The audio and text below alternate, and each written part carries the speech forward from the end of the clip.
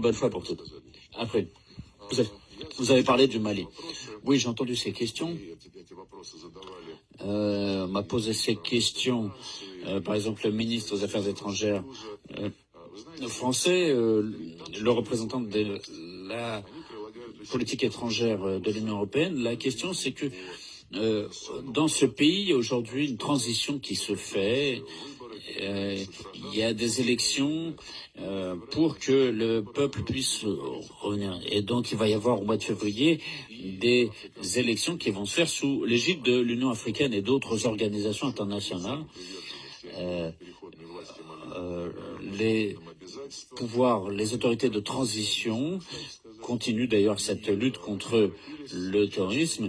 Et dans cette optique, ils se sont adressés à des compagnies armées privées parce que la France a, si j'ai bien compris, décidé de réduire significativement sa présence militaire qui lutte contre les cellules terroristes qui sont dans le nord du pays et qui n'ont pas finalement pas réussi puisque les terroristes continuent à mener le bal sur place.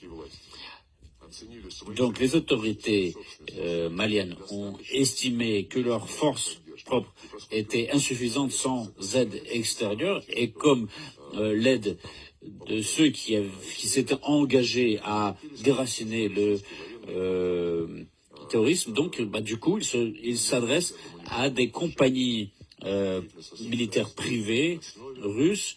Nous n'avons rien à voir avec ça et cela ne concerne que le gouvernement légitime, ce qui est considéré comme les forces de transition légitimes et ceux qui proposent ce genre de service. Je souligne d'ailleurs que par la ligne de l'État, nous apportons une aide. Il ne s'agit pas ici de compagnies privées, mais il s'agit ici d'une aide officielle. Nous avons un programme de coopération politique et militaire et nous participons à la mise en place de missions de maintien de la paix, conformément avec les décisions du Conseil de sécurité de l'ONU.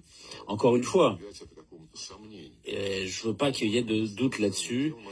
Le ministre des Affaires étrangères malien que j'ai vu hier a dit ici, ça ne pose pas de problème.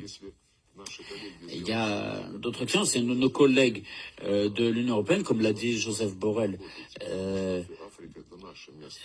S'ils disent, par exemple, ils le disent directement, ne travaillez pas en Afrique parce que c'est notre territoire, je pense que ce serait mieux de coordonner nos mouvements entre la Fédération de Russie et l'Union européenne en matière de lutte contre le terrorisme, pas seulement au Mali, mais dans toute la zone du Sahel. Mais dire que je suis ici le premier et vous devez quitter les lieux, d'abord c'est humiliant pour le gouvernement de Bamako qui a invité des partenaires étrangers. Et deuxièmement, c'est pas comme ça qu'on doit parler. Russie 24, s'il vous plaît.